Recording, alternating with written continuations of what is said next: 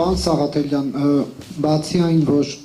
դուք ձեր Facebook-յան էջին գրել եք, որ դատապարտում եք Հայաստանի Հանրապետության իշխանության դեմ ուղղված ցանկացած խոսք կամ գործողություն, անկախ նրանից, թե որտեղից է այն հնչում, Դաշնակցությունը որպես կուսակցություն ինչ է պատրաստ անել, օրինակ, ունեք կապեր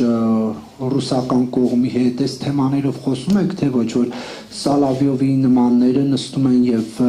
ռուսական պետական հեռուստատեսության եթերում հայտարարում են, որ պետք է ինքնիշխան Հայաստանի Հանրապետության դեմ հատուկ օպերացիա իրականացվի եւ դա համարում են ազդեցության կոդի։ Նախ դուք կիսում եք այդ գնահատականը, թե ոչ, արդյոք համարում եք Հայաստանի Հանրապետությունը ռուսական ազդեցության կոդի, թե ոչ, եւ ինչ քայլեր Դաշնակցությունը կանի, որպես այսպես հարուստ փորձ ունեցող ավանդական կուսակցություն։ Նարեկ ջան, կարդում ես իմ ստատուսը, որտեղ շատ հստակ դատապարտում եմ, հետո ասում եք կիսում եք տեսակետը, բնականաբար ոչ, շատ հստակ պաշտոնապես դատապարտել ենք այդ երևույթը եւ դա մեր համար անընդունելի է։ Անկախ նրանից դա որ աշխարհակահաղական կենտրոնից է արվում եւ անկախ նրանից այդ երկրի հետ մենք ինչ որակի հարաբերություններ ունենք։ Հայաստանի ինքնիշխանությունը, պետականությունը, անկախողությունը որևէ մեկը չի կարող թիրախավորել եւ մենք եւ հրապարակային եւ նաեւ այլ հանդիպումների ընթացքում բնականաբար մեր բողոքի ձայնը բարձրացնելու ենք ու մեր համար անընդունելի է։ Մեր համար նաեւ անընդունելի է ու ծիծաղելի է սա իշխանության վարկագիծը, երբ որ գիշեր-ցերեկ Հայաստանի Հանրապետությանը թիրախավորում է ամենաբարձր պետական մակարդակով Ադրբեջանից եւ Թուրքիայից, Հայաստանի ինքնիշխանությունը դնում են հարցականի տակ, Հայաստանի կողմից որևէ պատասխան չի հնչում։ Ու մի հատ ռուս, չգիտեմ, վերլուծաբանի համար ամբողջ պետական համակարգը ալեկոծվել է։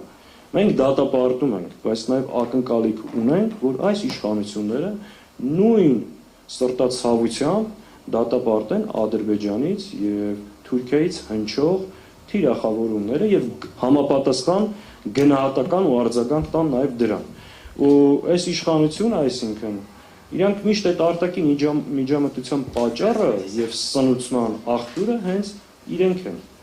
Մինչեւ իրենք նման բաներ Հայաստանի հետ սովորաբար չէ պատահում։ Իսկ դա ինչով է ձեզ պայմանավորված, որ ասում եք իշխանությունը ռուս վերլուծաբանի այդ հայտարարությունը այդպես քննարկեց, բանարեց, իսկ ինչպես դուք եք նշում, Թուրքիայից եւ Ադրբեջանից հնչող հայտարարություններ ինչ են արձագանքում։ Երկու բանով, մեկ իրենց հակառուսական կեցվածքով, մեկ էլ ձև բռնան, որ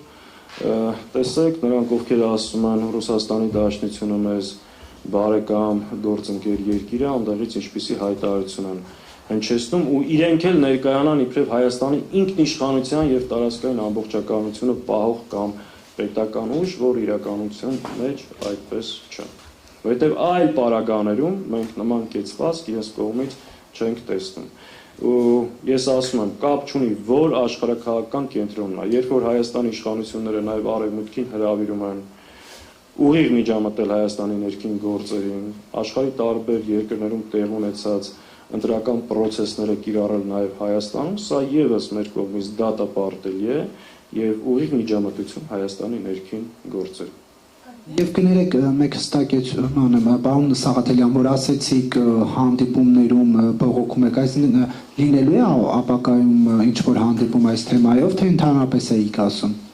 Ես ասացի, որ մեր հանդիպումներում նաև նման հարցեր բարձրացնում ենք, որը մեկի համար գաղտնիք չի, որ մենք տարբեր կապեր ունենք, այդ թվում նաև Ռուսաստանի քաղաքական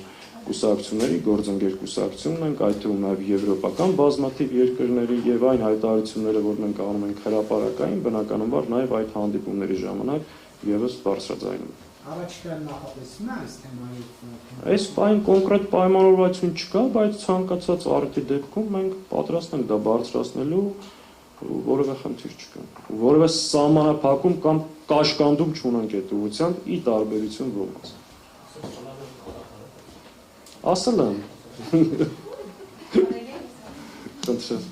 Պարոն Սաղաթելյան, դուք խոսեցիք, որ իշխանությունները դիմել են Եվրոպային ուղիղ միջամտելու համար մեր երկրի ներքին գործընթացներին, այս պարագայում սպասվելիք խորհրդանական ընտրություններին։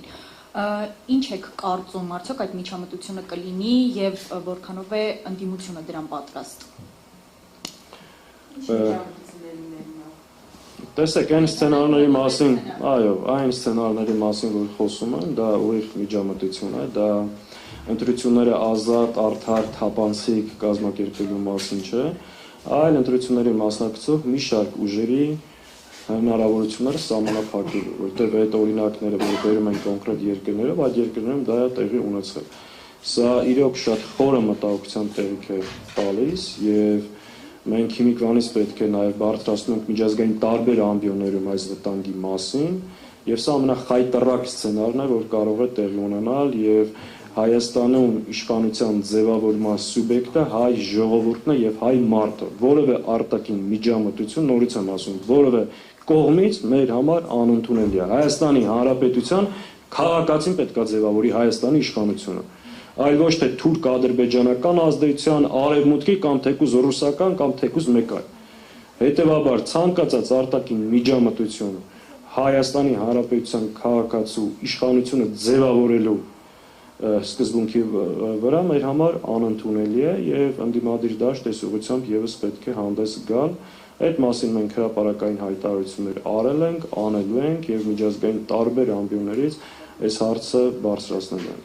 Եթե խոսքը ոչ թե թափանցիկ ընտրություններ կազմակերպելու մեխանիզմի, այլ այդ նպատակով իրականում տարբեր ուժերի մասնակցությունը սահմանափակելու մասին է խոսքը, դա մեր համար անընդունելի է։ Տեսեք, իրականության մեջ այս վտանգը կա եւ սա ռեալ վտանգ է հաշվի առնելով այս իշխանությունների այսօրվա ձեռագիրը, այն ռեպրեսիաները, այն ամեն ինչ ինչ որ անում են։ Մի քանի հավանական սցենար կա եւ այդ տարբերակները այսօր ընդդիմադիր դաշտի ուժերի հետ մենք քննարկում ենք։ Այո, եթե իշխանությունը գնա այդ տարբերակով, դրան համարժեք եւ համապատասխան քայլեր պետք է անի ընդդիմությունը եւ դա անխուսափելի է։ Ու այդ տարբերակները այսօր քննարկվում են։ Պարոն Սաղաթելյան, ես եւս երկու հարց ունեմ։